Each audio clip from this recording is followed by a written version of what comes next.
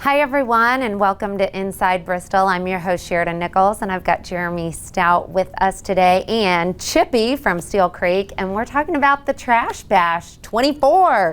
That's so right. This is exciting. Welcome, you two. Well, thank you for having us. Tell us a little bit about Trash Bash 24. Yeah, so Trash Bash is our largest park cleanup that we have each year. It's going to be on Saturday, April 20th this year. At the park, we start at the Nature Center. It happens from 9 until 12. We've got activities, giveaways, freebies. Chippy will be there and posing for photo pictures. ops, Yeah, that's right. That's right. And it really is just a fun time. This is a program put out by the Nature Center at Steel Creek Park, but also our friends of Steel Creek Nature Center and Park. And it really helps, well, it's a great family event, of course, and then it also just really allows and kind of teaches, especially the little ones, just how we need to respect nature and clean up the park, and it helps our animals like Chippy. That's exactly right. And I'm so happy to say too that, you know, we have a wonderful user base of Steel Creek Park. Our park is actually a pretty clean place most of the time. So we maximize our efforts. Not everything is just litter collection and cleaning up the lake. We also engage in other conservation initiatives. We plant trees. We pull invasive exotic plants. So it really is. I mean, whatever somebody's looking to do, we've got fun for the whole family. We do. And the date of this event? That is Saturday, April the 20th this year. And everybody who comes can get a 2024 Trash Bash patch. That's hard to say. It is hard to say, and I love that. You could start collecting those and really look pretty amazing with some sort of cool vest. Year after year, that's right. We'll decorate Chippy here. I know it, Chippy. We love that. And we love the logo too, by the way. It really is cute this year. That must be fun getting to design that. It is. Well, and actually it was our Department of Community Relations that designed that patch for us the last couple of years, and they do a great job. So, well, that's exciting. And then also April 20th, isn't that Arbor Day? Is well, that right, or it's close, or it something? usually falls in there somewhere. Yep. Okay. So the National Arbor Day is the last Friday in April. Okay. Bristol's Arbor Day fell a little bit late this year. It's May the 3rd. Oh, okay. So we're just kind of putting it all together. That's right. It's springtime. It's a great time to be outside. Absolutely. Anything else you want to add? I appreciate you all having us today. Yeah, well, thank you both for being on today. And Chippy, it's good to see you on the show. You'll have to come back. Don't be a stranger. And don't go anywhere. We'll be back in just a moment. Hi, everyone, and welcome back to Inside Bristol. I'm your host, Sheridan Nichols, and I've got Leah Ross joining me today, and I'm so excited to have her on. We haven't seen her for a while, and she is going to tell us about a great music initiative.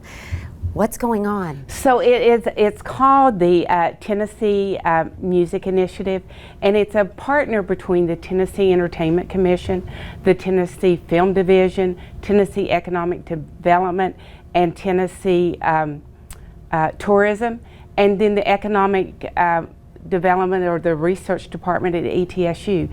So it's really exciting because this is an initiative that they started in Texas. And what happens is you take this census and you talk about all that you're doing in your community and what you're lacking. And what it does, it lets you become a music destination. It's called Music City. And it's a way to promote your region or your community as a place for visitors to come. And it's really exciting because I've known about it in Texas for a long time. But once you get that recognition, then there's all kind of support for you as far as them promoting you and why people should come here. Yeah, I was going to say, how did you find out about this? You know, like I said, I knew about Texas before, but Stephen Marshall with the research department over at ETSU called me one day and said, "Lee, I'm involved in this project," and I told him I wasn't taking it on if I didn't have you. So it was pretty exciting because what's going to happen? We did the kickoff at the museum in Northeast Tennessee, which is huge because this is going to be for the whole state. Yeah. So for them to choose to have it in Bristol, it's amazing because when they talked about it and they said, well, where should we have it? I said, well, you should have it at the museum. Yeah. And Bob Pitts, who's with Sound Music Cities, their organization is the one that's leading the whole process and stuff and guiding us through everything. And at our press conference when it was over, we had a focus group, and he said, even in Texas, it was the most well-attended and greatest press conference that they've had to date. So that was pretty exciting for us, and it's gone on quite a lot. So one of the things that we're going to, that we want our communities to do, we're going to do a census, and whether you're an artist, whether you're someone that produces music, like a recording studio, I don't know if people know, but we have 2 great music recording studios in our downtown. Lita Weiss, I don't know, the 9th winner of American Idol, is there. He rented a apartment in our downtown from LA to record his next CD, or whatever you call it now, here in downtown Bristol. So it just spreads a light on what you have, what you're lacking, and how does our government and everyone support each other. And it's all over Northeast Tennessee, all the counties. They included Bristol, Virginia, as well as Bristol, Tennessee, even though that's in Virginia, because we're Bristol. We don't see that state line, do we? No, we don't. And it really kind of plays on that whole, it takes a village. It does, and it doesn't cost anyone to become a community partner. That we're going to do a census that starts May the 1st, and you go to, I'll look up that Northeast Tennessee Music Census, but TennesseeMusic.com. Look on our website, because we'll be promoting that. But we want artists to take it. We want, if you're a restaurant or if you're a venue, we need to know everyone that's contributing to that music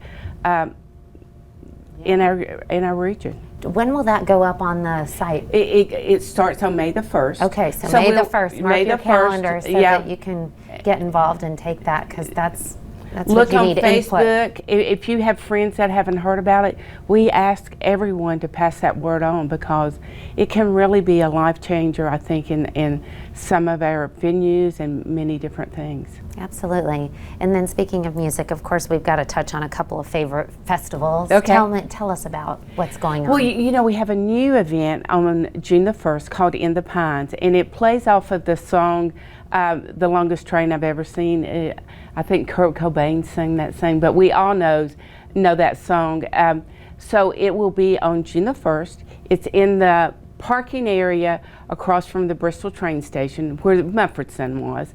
It's going to be great. We've got Dwight Yoakam coming, we've got Elle King coming, Wyatt Flores, and we have Paul Cawthon.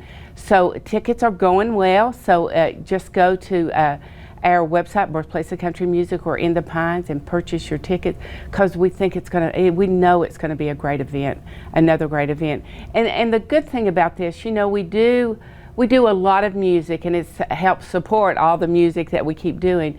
But this one we've really dedicated as a fundraiser for the Birthplace of Country Music and our museum and things like that. So we really appreciate all the support. Spread the word, bring a friend, bring your family, and have a good time. And how much are tickets for that? General admission is $100, and VIPs are $200.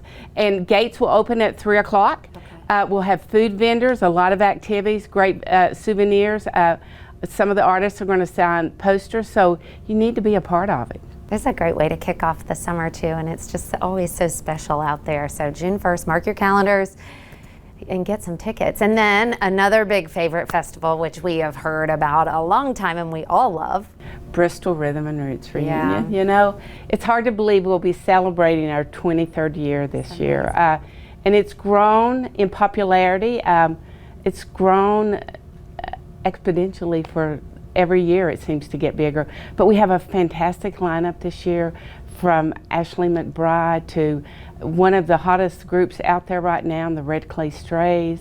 I mean, you just need to go check out that lineup, because it is unreal. Tickets will go up we'll announce the rest of our lineup on April the 29th. If you buy group tickets, if you get 10 friends and you all put your money together, you can get a discount with buying 10 tickets at a time. But it's going to be the streets, everybody will be dancing in the streets come September the 13th through the 15th. It is. It's really something to see, and if you haven't been, you definitely want to get online and get some tickets, because it is fantastic. And this is probably for the last year in quite a few years that we'll be able to say we have 49 Winchester, our local favorite, because they're going to be they get bigger every day. That's right. Well, we're excited. Thank you so much, Leah, Thank for you. being on today. Thank you for tuning in. Don't go anywhere. We'll be right back. Hi, everyone, and welcome back to Inside Bristol. I'm your host, Sheridan Nichols, and I've got Christina Blevins and Steve Willinger with me today. And it is Fair Housing Month, and that's what we're going to talk about. Why don't I let you start, Christina? Tell us a little bit about the city's involvement with this. Hey, Sheridan. Thanks for having us on Inside Bristol. We're so happy to be here today.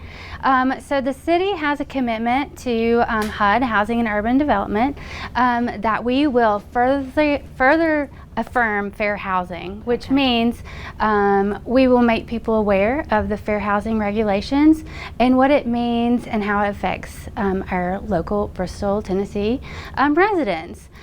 So this year is Fair Housing Act's 53rd anniversary. Wow. Okay, yes, and I wrote it down. 56th anniversary, I'm sorry. The anniversary of the passage of the Fair Housing Act. And that is the landmark civil rights law signed by President Lyndon B. Johnson that made discrimination in housing transactions unlawful. What does that mean? So basically, it means the Fair Housing Act prohibits discrimination in housing because of race, color, national origin, religion, sex, disability, and familial status. So I've brought with me Community Development Advisory Committee member Steve Willinger, who is a local realtor in town, and we're gonna maybe do some Q&A with Steve. We've Q&As, got an if that expert sounds here. good. You want to do right. that, Steve? Sure. Go ahead. All right. In real estate, do you think that Bristol has much of a fair housing problem? I do not believe we do.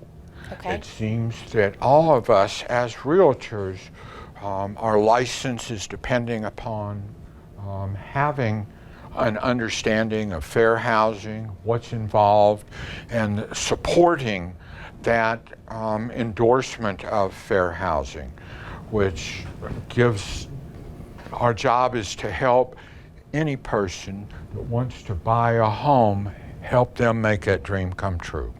Okay. That's our job.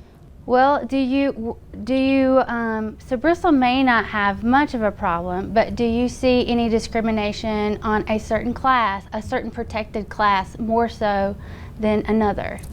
I think some of the challenges come from, for those handicapped, and having an understanding of what landlords can do to provide the proper accommodations, access for them, what their responsibility is. And there's some fine lines. Those accommodations can be made. Sometimes, though, that expense needs to be shared, but the actual being able to provide those accommodations, that's key and part of what this is about. So if you're a renter and you really need, one of the neighbors here in a condo, they were in a wheelchair, and all of the access came from the backside where you had to go up the stairs, drive under garage. What this landlord did was provide a space near the walk path so that they could park there and have easy access to At the entryway. Yeah. So, and the buyer or renter may have experienced some expense. The accommodation was made so that they have convenient and safe access. And I think that is part of the problem, is that we don't have that open communication. Maybe people might think that they're being discriminated against, but really the owner operator of that property may not know what they really need to set them up for their best success, basically, to make sure that they are, have adequate room or whatever it may be. Yeah, which is great about this month because it really brings awareness, and like you said, it's kind of a lengthy topic, and it involves and encompasses, you know, several things. So now you all know who to call and how to get in touch with Christina and the committee, and you know, so that you can, you know, avoid, you know, any kind of fair housing issue, and you can find a great, safe place to live that's perfect for you and your family. Well, folks are always welcome to call me at the city. The operators will send you to the housing folks, but they're also welcome, if they feel like they have been discriminated against, to contact HUD directly. The website, just HUD.gov, and you can click in fair housing, and you can have a form that you submit, or you can send a letter to HUD, or you can call. You can call if you need to speak with someone, or if you are impaired, there is a TII or TTY phone number that you can call for assistance. So there's lots of ways to get help if you feel like you need that. And I think a lot of people do maybe just feel a little frustration that just even affordable housing and just a shortage of housing, you know, I think we've all kind of experienced this and heard it, you know, all over the news. And that, you know, is a little bit of a different issue, but it can kind of trickle into the fair housing, or at least maybe feel that way, even though, you know, it might not necessarily be the case. So yeah. And you know, we all believe that home ownership is still the American dream, right? We just need more homes being built. That's right. We need our builders. Don't we? We need more builders. So that's right. All you builders out there, keep busy. building. We need it. And, you know, I think we all know that Tennessee is just a hot spot. Like this, you know, area and region is really, you know, very popular for a lot of people in different states. We've seen a lot of big influx of, you know, others coming from other parts of the country. So, one of the things too, I think that any person that wants to buy a home, a realtor is really an excellent source too. HUD to us is another lender. It's another resource. And I think most of all, the disappointment may not be over discrimination, but the real challenges they face to get a home. And actually being through several that couldn't believe it could happen.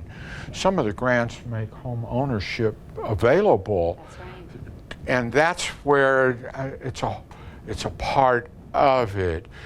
But living the dream, that's really what this is all about. This all discrimination is to make sure that everyone has a chance to live that dream.